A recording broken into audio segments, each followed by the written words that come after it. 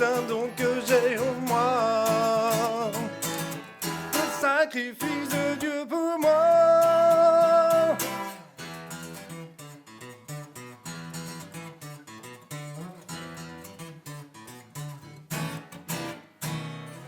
Bonjour, bonjour, bonjour, comment allez-vous bien? J'espère que vous allez bien aujourd'hui par ce beau soleil, ce beau temps qu'on a là, c'est magnifique.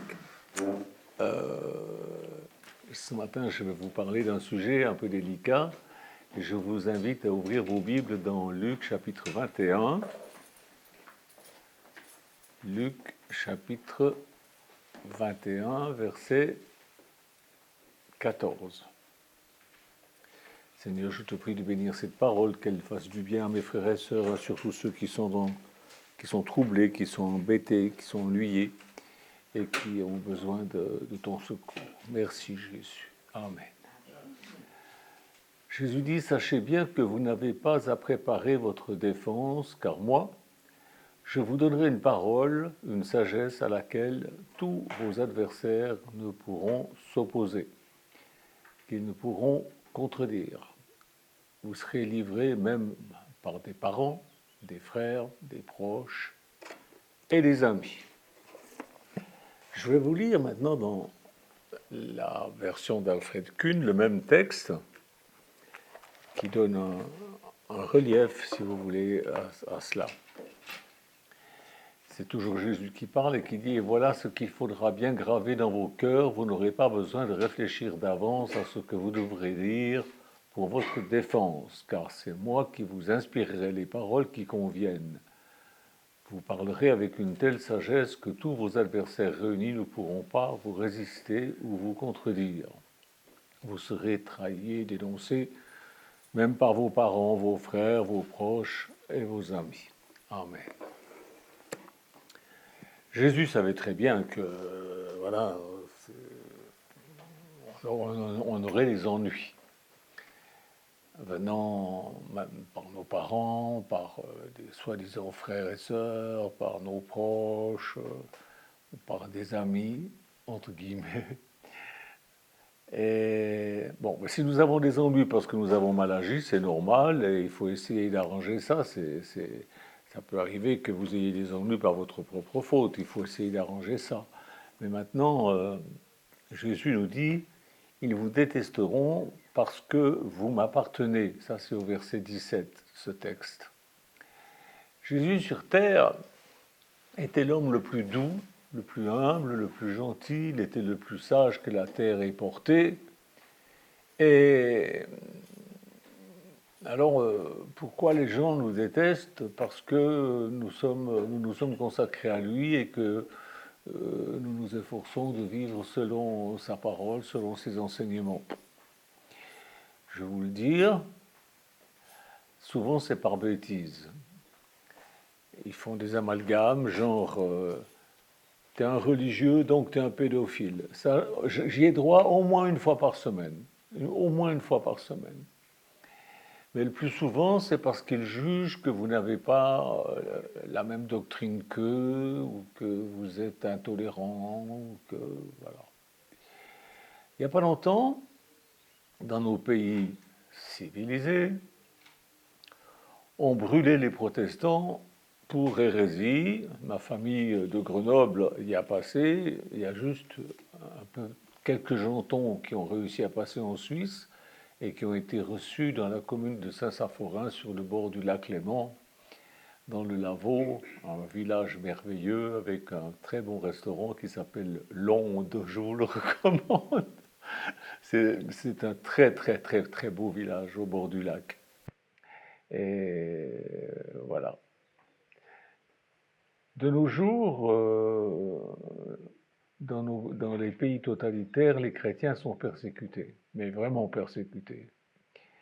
Il y a 380 millions de chrétiens persécutés dans le monde aujourd'hui. C'est une organisation qui s'appelle Portes Ouvertes qui le dit. Vous allez sur Google, vous tapez Portes Ouvertes et puis vous verrez, il donne beaucoup de détails là-dessus. Et vous pourrez faire ce que le Seigneur vous montrera de faire, au moins prier, peut-être soutenir même cette œuvre.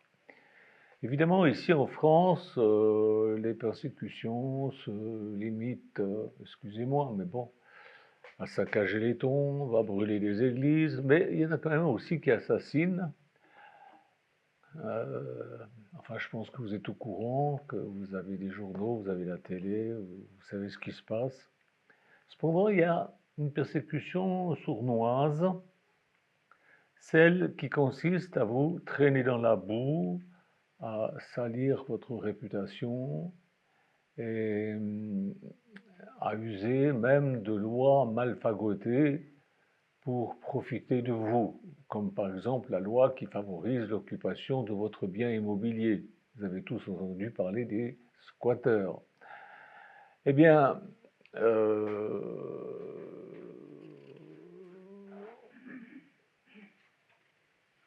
il y a des tas d'autres formes de tracas stupides qui peuvent vous rendre malade. J'ai connu ça, je connais encore, mais Dieu est là et ceux qui n'ont pas la crainte de Dieu s'en prennent plein la figure parce que vous êtes des gens de foi. On dit toujours, mal à propos, comme disait mon père, pardonne-leur car ils ne savent pas ce qu'ils font. Ça, c'est Jésus qui a dit pardonne-leur parce qu'ils ne savent pas ce qu'ils font. Il a dit ça sur la croix. Ceux qui ont crucifié Jésus ne savaient pas ce qu'ils faisaient. Voilà pourquoi Jésus a dit pardonne-leur parce qu'ils ne savent pas ce qu'ils font. Ils croyaient se débarrasser d'un gêneur et ils croyaient qu'ils s'est débarrassé d'un concurrent dangereux. Ils croyaient que selon leur loi, voilà, enfin, ils ne savaient pas ce qu'ils faisaient parce qu'en réalité, ce qu'ils faisaient, ils étaient en train d'offrir Jésus en sacrifice pour le pardon des gens. Donc, ils ne savaient pas ce qu'ils faisaient. C'est pourquoi Jésus prie son Père, pardonne-leur parce qu'ils ne savent pas ce qu'ils font. Mais ceux qui vous tourmentent, ceux qui vous font du tort, parce que vous appartenez à Jésus, savent très bien ce qu'ils font. Ils savent très bien ce qu'ils font. Alors là, Jésus nous enjoigne de nous défendre. C'est ce qu'on a lu tout à l'heure. Et si vous avez de la peine à vous défendre tout seul parce que vous êtes âgé, parce que vous êtes impotent, ou parce que vous avez la langue un peu embrouillée, ou parce que vous êtes timide, ou parce que vous ne savez pas comment vous y prendre, Paul dit qu'il y a des magistrats qui sont serviteurs de Dieu pour vous défendre. On peut lire ça dans Romains 13, 3, 5. Romains 13, 3, 5. Il dit, ceux qui font le bien n'ont rien à redouter des magistrats, ces derniers n'inspirent de la crainte qu'aux malfaiteurs. Tu veux vivre libre de la peur des autorités, agis bien et tu jouiras de leur considération. L'État sert Dieu de cette manière et t'encourage à une vie correcte. Il ne veut que ton bien et tu bénéficies de ses services. Évidemment, si tu veux commettre de mauvaises actions, tu trembles, avec raison, car l'État est en droit de te punir. Ce n'est pas pour rien qu'on a mis un glaive dans les mains du magistrat. En sanctionnant les infractions à la loi, il sert les intentions de Dieu et manifeste la colère divine à ceux qui font le mal. Voilà, donc l'apôtre Paul, je vous rappelle qu'il écrit ça alors qu'il était souvent emprisonné par les autorités. Mais voilà, nul n'est parfait et vous savez bien que même quand on regarde ce qui se passe autour de nous au sujet de la justice, on n'est pas toujours émerveillé, n'est-ce pas? Mais quand même, bien sûr qu'il y a de la corruption partout, mais si vous êtes victime d'une injustice, vous pouvez avoir recours à la justice parce qu'elle sert Dieu, elle ne veut que votre bien. C'est ce que l'apôtre Paul dit. Il est là pour défendre votre cause. Dis ton problème comme Dieu t'en donne la sagesse au magistrat, c'est parfois beaucoup plus facile de parler à un magistrat que de parler à quelqu'un qui nous fait du tort, parce qu'on est seul dans un bureau et on parle, on peut prendre des notes, on parle, et avec la sagesse que le Seigneur vous donne, et le magistrat défendra votre cause. Bon, évidemment, ça coûtera quelque chose, mais si vous avez raison, c'est celui qui a tort qui finira par payer. C'est ce que Paul, pourtant souvent emprisonné injustement, enseignait. Parce qu'il ne se prêchait pas lui-même, il prêchait la parole de Dieu. Tu n'es pas sur terre pour subir les mauvaises actions de tes parents, de tes frères et sœurs de l'Église, de tes proches ou de tes amis. C'est vrai qu'on peut avoir quelques doutes au sujet des actions de la justice. On voit tellement de choses étranges, mais Dieu est avec toi. Il prendra soin de toi. Il prendra soin de toi. Il est Jéhovah Tzidkenu. C'est ce que je vous enseignais il n'y a pas tellement longtemps. C'est-à-dire Dieu, notre justice. On trouve ça dans Jérémie 23, 1 à 6. Voilà ce qui est dit. Quel malheur pour les bergers qui dispersent et perdent le troupeau que je leur fais paître. Déclaration du Seigneur, à cause de cela, voici ce que dit le Seigneur, le Dieu d'Israël, contre les bergers qui font paître mon peuple. Vous avez dispersé mon troupeau, vous avez chassé les bêtes, vous ne vous en êtes pas occupés. Eh bien, moi, je vais m'occuper de vous à cause de vos agissements mauvais. Quand il parle des bergers, il parle des pasteurs, des bishops, des soi-disant prophètes à bout filtre, qui font partie du conseil secret de Dieu, comme certains osent dire maintenant. Voilà, je vais m'en occuper.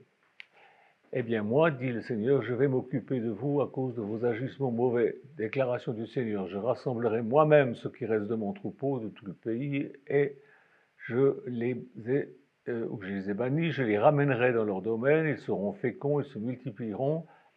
Je nommerai à leur tête des bergers qui les feront paître, ils n'auront plus peur, ils seront plus terrifiés, il n'en manquera plus.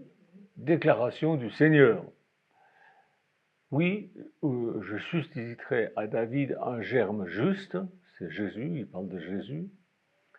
En ces jours, Juda sera sauvé, Israël demeurera en sécurité, et voici le nom dont on l'appellera Adonai Tzidkenu, où Yahvé est notre justice. Jésus est donc Dieu et il est notre justice. Et il ne faut pas vous inquiéter, il prendra soin des siens qui sont maltraités, même par des serviteurs de Dieu. Vous avez vu, là, c'est des serviteurs de Dieu qui ont maltraité le peuple. Et il est vivant, il est notre justice, et il agira en faveur de ceux qui l'invoquent avec foi, en vérité. Depuis le 1er juin 1968, jour de ma conversion, on va fêter bientôt cet anniversaire. Allez, depuis 68, ça fait quand même un bail maintenant. Eh bien, j'ai été attaqué plus souvent par des soi-disant chrétiens que par des gens de ma famille. Bon, mais des gens de ma famille qui ne veulent pas croire en Dieu, qui se moquent de moi, mais c'est pas méchant. Mais c'est plus souvent par des chrétiens, des soi-disant chrétiens. J'ai été trahi par des frères et sœurs que j'avais aidés.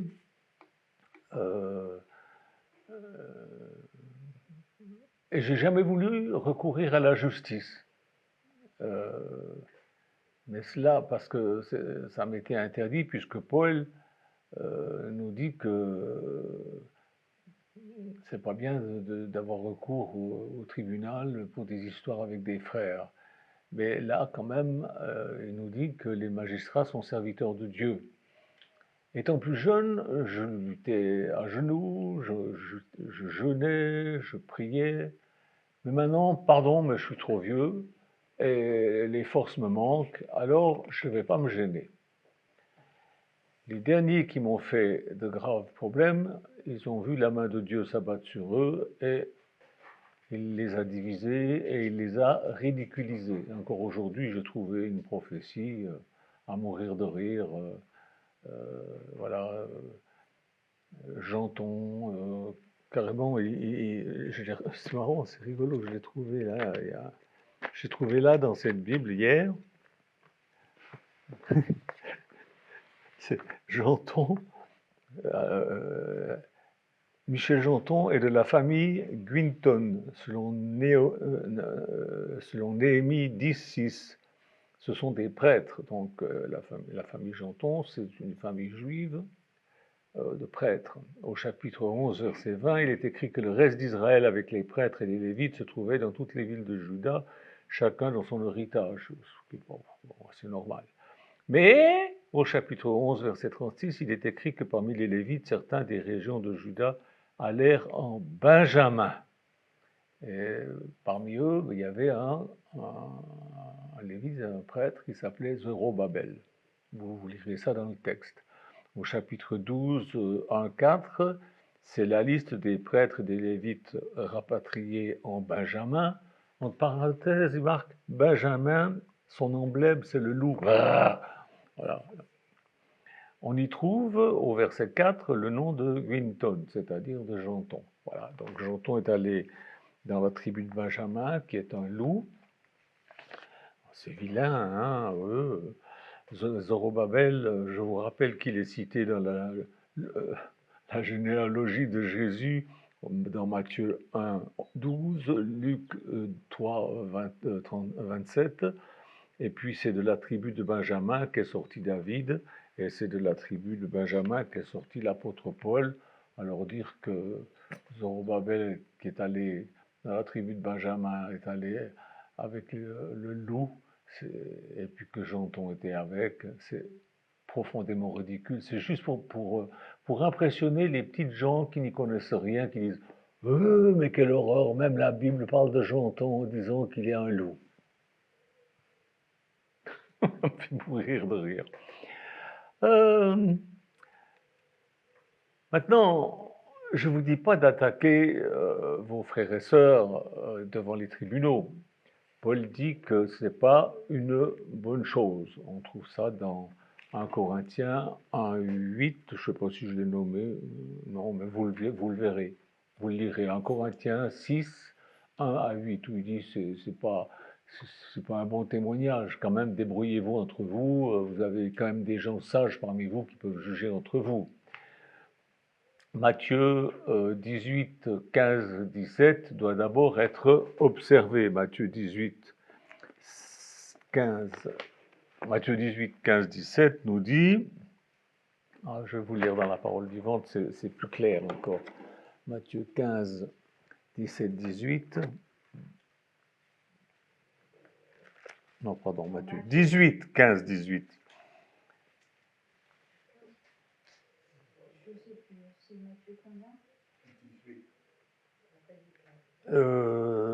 S'il arrive à ton frère de commettre un péché, va le trouver, parle en tête à tête avec lui et montre-lui sa faute.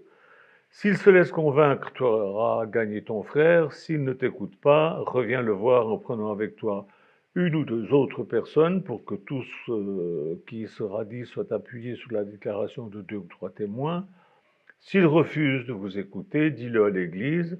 S'il refuse même d'écouter l'Église, mets-le sur le même plan que les païens et les gens avec qui vous évitez toute relation. Donc là, je ne suis pas en train de faire un procès à un frère, mais je fais un procès à quelqu'un qui n'a pas écouté ni mon conseil, ni le conseil de 2 ou 3 témoins, ni le conseil de l'Église. Donc il faut le considérer comme un païen. Donc pas de problème de lui faire un procès. Vous voyez dans quel sens l'apôtre, on pourrait penser qu'il se contredit en disant « faut pas faire procès à un frère ». Et puis après, il dit, mais les magistrats viennent de Dieu, il faut avoir recours à eux, parce que, vous voyez, ça peut sembler être contradictoire, mais pas du tout, pas du tout. Il faut observer les choses telles qu'elles sont dites. Si le frère ou la sœur persiste dans le mal, persiste à te voler, persiste à mentir, à te ridiculiser, à te salir, eh bien, il doit plus être considéré comme un chrétien, mais comme un païen. Dans la version seconde, c'est écrit comme un publicain. Mais bon, voilà. Les publicains, à l'époque, ils avaient une réputation de voleurs. Et nous avons le droit légal de le lier au nom de Jésus, et cela avec l'aide d'un magistrat. c'est-à-dire lui mettre les menottes en quelque sorte, spirituellement et peut-être même matériellement, puisqu'il n'est plus à considérer, on n'a plus à le considérer comme un frère ou comme une sœur, mais sur le même plan que les païens. C'est ce qu'on vient de lire dans Matthieu 18, verset 17. Mais là encore, il faut le secours de la sagesse de Dieu. On n'agit pas dans la colère, on cherche d'abord une réconciliation. On parle avec la personne et puis après on voit comment il... Mais par expérience, j'ai vu que ceux des frères et sœurs qui vous traitent mal, ils ont tendance à s'endurcir. J'ai rarement vu... enfin, voilà. Donc soyez sages et évitez soigneusement de fréquenter de telles personnes. C'est ce que l'apôtre dit. Ne fréquentez pas de telles personnes. Paul ne fréquentait pas Alexandre le forgeron. Il lui avait pardonné. Mais quand il le voyait à une terrasse de bistrot, il n'allait pas s'asseoir avec lui pour boire un café. Hein? Il ne faisait pas des affaires avec lui, c'était terminé. La confiance était brisée. Et Alexandre le forgeron, Paul, il exhorte Timothée au sujet d'Alexandre le forgeron. On peut lire dans 2 Timothée 4, 13, 16. 4, 13, 16. Et il dit, lorsque tu viendras, apporte-moi le manteau que j'ai laissé à Troas chez Carpus, ainsi que les livres et surtout les parchemins. Alexandre le ciseleur m'a témoigné beaucoup de malveillance, le Seigneur lui rendra selon ses actes, ce qu'aura mérité sa conduite. Toi aussi, tiens-toi sur tes gardes à son égard, il s'est montré un adversaire acharné contre notre prédication en contredisant toutes mes paroles. Donc, Paul a dit à Timothée, garde-toi de lui, fais attention. Veillez qui vous fréquentez. Pensez-vous que Timothée a invité Alexandre chez lui pour faire des réunions?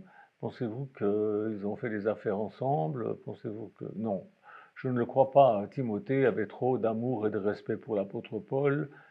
Quand il a su ce que Alexandre le forgeron a fait, next, Alexandre le forgeron va forger. Mais je ne crois pas que ni Paul ni Timothée entretenaient de l'amertume au sujet à l'égard d'Alexandre. Simplement, ils étaient prudents. Il y a une différence entre pardon et confiance.